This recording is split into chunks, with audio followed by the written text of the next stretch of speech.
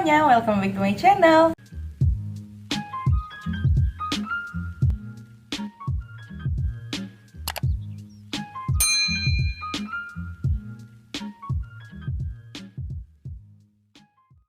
Aku tahu ini udah lama banget, udah super duper telat banget, tapi ya nggak apa-apa karena aku harus menyelesaikan apa yang sudah aku mulai. Dan di video kali ini aku akan menyelesaikan cerita hamil Karen part yang ketiga. Tapi di video kali ini aku nggak cuma cerita aja, aku ceritanya sambil make upan karena berhubung sudah lama tidak make up juga ya bun. Jadi kita tes lagi kemampuan make up aku, so nggak usah berlama-lama lagi, kita langsung aja ke videonya. By the way, ini aku baru selesai nyusuin Beth. Buat yang belum tahu, nama anak aku Bethana Jerenia Leva Patiwael dan dia sudah lahir di tanggal 7 April 2021, tepatnya hari Rabu jam 11:07 pagi. Dia sudah tidur di sana. Jadi kita bisa buat video kali ini. So, ini muka aku udah cuci muka, aku udah pakai sunscreen juga. Jadi kita langsung make up aja sambil cerita. Jadi sebenarnya waktu itu video terakhir kan aku udah 30 minggu ya. Setelah itu memang aku udah 2 minggu sekali untuk check up ke dokter gitu. Nah, waktu itu terakhir check up kondisinya adalah si babynya itu besar gitu. Jadi dari 30 minggu sebenarnya dokter udah bilang kalau babynya ini rada besar gitu. Tapi nggak menutup kemungkinan kalau bisa lahiran normal, karena memang dari awal aku selalu bilang sama dokter aku kalau aku mau lahiran normal. Nah cuma di tengah jalan, kalau nggak salah di 32 minggu, dokter aku bilang kayaknya ini kemungkinan nggak bisa normal karena yaitu babynya besar dan akunya juga kan gemuk gitu. Jadi supaya aman, rasanya lebih baik lahirannya sesar aja gitu. Tapi aku tetap bilang aku mau coba normal dulu dok. Nah dokter aku sih ya nggak apa-apa gitu karena dia pro normal juga gitu. Cuma maksudnya dia menyarankan yang lebih baik buat aku karena kebetulan kondisi aku yang nggak seperti ibu-ibu biasanya gitu. Nah akhirnya aku check up lagi itu di 35 minggu. Aku cek ke bidan waktu itu. Dan bidan juga ngomong sama, karena aku gemuk takutnya nggak kuat ngeden gitulah bahasa bidan. Tapi si bidan ini tidak bilang yang nggak bisa normal juga gitu. Tapi ya disarankan lebih baik sesar aja. Nah waktu di 35 minggu itu si bidannya bilang langsung ke dokter aja, ke tempat dimana aku akan melahirkan gitu. Nah waktu itu aku melahirkan di RS Mitra Keluarga Kalideres. Pada saat 35 minggu itu si dokternya bilang kondisi aku masih baik-baik aja, babynya juga masih baik-baik aja, ketuban juga masih baik, segala macam gitu sih, masih normal lah gitu, masih nggak ada masalah apa-apa. Dan waktu itu beratnya masih 2,8 kalau aku nggak salah.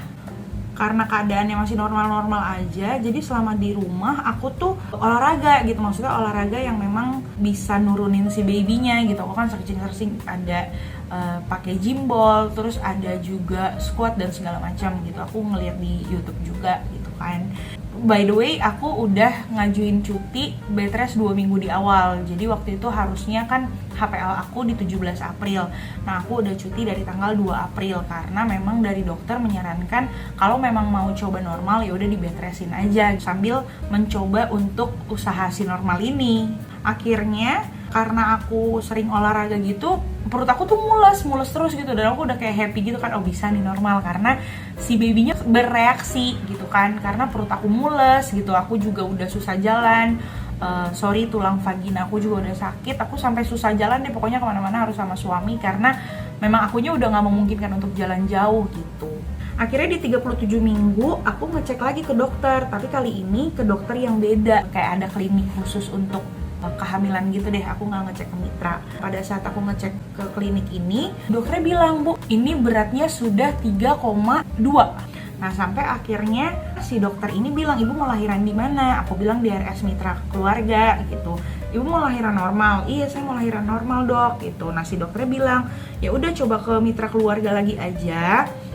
Terus bilang kalau ibu mau lahiran normal. Terus aku bilang, iya kan saya udah ngomong nih dok kalau saya mau lahiran normal. Tapi memang kata dokternya alangkah lebih baiknya kalau sesar aja karena kondisi babynya besar dan akunya juga besar gitu. Setelah aku dari klinik itu, aku biasa aja sebenarnya, nggak ada keluhan apa-apa gitu, nggak tiba-tiba ngerasa mulus atau segala macam. Pokoknya aku benar-benar ngerasa mulus itu kalau aku habis olahraga aja gitu. Nah waktu itu usia kandungan aku sudah 38 minggu, waktu itu hari Sabtu. Nah waktu itu usia kandungan aku sudah 38 minggu, waktu itu hari Sabtu. Nah aku bilang sama suami aku, kok ini udah 38 minggu aku gak ngerasa mules yang signifikan gitu. Mulesnya ya cuma pada saat habis olahraga aja, gak ada mules-mules kontraksi yang gimana-gimana. Terus suami aku bilang, kamu masih mau coba normal gitu, kalau enggak ya udah kita ke rumah sakit aja, langsung bilang sesar gitu. Nah aku bilang iya, aku masih mau coba normal gitu. Ya udah, kalau emang mau coba normal ya kita coba konsultasi sama dokter aja gitu. Sampai akhirnya di 38 minggu itu, 38 lewat 2 hari, aku datang lagi ke bidan konsultasi untuk nih bisa nggak aku lahiran normal. Nah menurut bidannya ya bisa-bisa aja kalau memang dipaksakan gitu. Bukan dipaksakan, maksudnya kalau memang mau dicoba ya bisa-bisa aja gitu. Tapi kalau misalnya nanti di tengah jalan pada saat proses normal nggak bisa normal, aku harus dilarikan ke rumah sakit gitu. Nah itu juga yang jadi pertimbangan aku dan suami dan keluarga besar gitu. Jangan nanti malah karena maksain normal jadi kenapa-napa gitu. Agak susah ya ngobrol sama mereka, aku jadi ke distract sumpah. Oh ya udah, akhirnya aku sama suami ke mitra keluarga lagi hari Selasa tanggal 6. Terus kata dokternya ada keluhan apa? Ya aku bilang kalau aku nggak ngerasa mulus-mulus gitu, padahal ini udah 38 minggu lewat 3 hari. Dokternya bilang ya udah gini aja, kita coba USG dulu aja. Nah pada saat USG itu ternyata plasenta aku di bawah. Jadi kenapa selama ini aku sampai susah jalan, terus mules-mules tapi nggak masuk pembukaan. Oh iya, aku lupa cerita. Pada saat di bidan itu, bidan udah ngecek gitu kan, kalau bidan kan manual ya ngeceknya. Nah bidan tuh udah ngecek kalau si anaknya ini posisinya udah di bawah tapi belum masuk panggul gitu. Nah itu yang buat aku juga jadi susah jalan, tulang vagina aku sakit dan segala macam. Nah itulah yang aku sampaikan ke si dokter yang di mitra keluarga. Ternyata ketahuan lah kalau ternyata si plasenta aku ini posisinya di bawah bayi, sehingga si bayi ini nggak bisa turun walaupun aku squat apa segala macam olahraga. Bayinya ketahan karena plasentanya nutupin jalan lahir dia gitu. Nah hari itu aku dan suami balikin lagi ke dokter, dok ini baiknya gimana gitu, apakah masih bisa normal atau sesar, karena aku sama suami juga nggak mau maksain yang nantinya berakibat yang fatal gitu. Akhirnya dokter bilang ya kalau udah kayak gini sih memang baiknya sesar aja gitu, tapi saya balikin lagi ke kalian. Akhirnya ya udah kita memutuskan udah untuk sesar aja. Dan hari itu dokter langsung bikin jadwal besok 7 April jam 5 pagi datang ke rumah sakit untuk observasi dan segala macam gitu.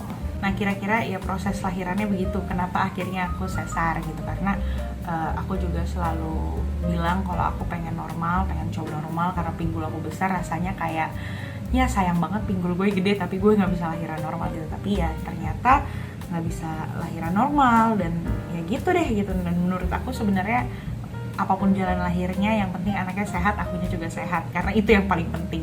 Normal atau sesar tidak mengurangi status aku sebagai ibu yang hebat. Nah selama kehamilan aku tuh GERD-nya parah banget di trimester ketiga, bener-bener yang sampai nggak bisa ngapa-ngapain gitu. Kayak aku makan muntah. Aku tuh sampai di trimester ketiga ini berat badan aku turun gitu, padahal dari mulai trimester kedua aku tuh nggak pernah turun berat badan lagi. Tapi itu kita udah konsultasi sama dokter kasih obat. Nama obatnya itu kalau nggak salah Cefixime. Obatnya agak keras sebenarnya, cuma aman untuk ibu hamil. Di trimester ketiga aku tuh makan lebih berkurang karena ya itu karena GERD.